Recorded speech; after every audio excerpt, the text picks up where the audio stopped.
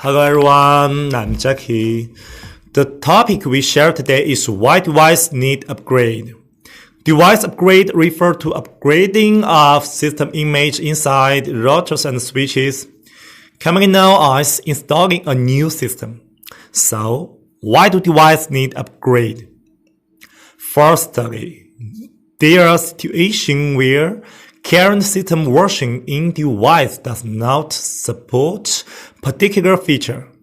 In such case, manual upgrading to a higher version of system is necessary. The second is when device has bug. For example, a new device may encounter errors when running a certain function, and in such case, we need to upgrade system. The third is related to security problems in device system.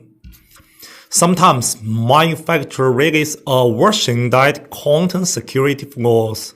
So, it's generally recommended to upgrade system to address these problems.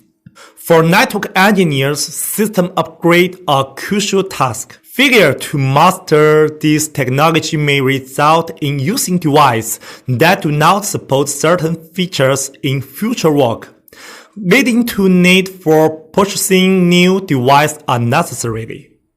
However, a simple system upgrade can often resolve this issue.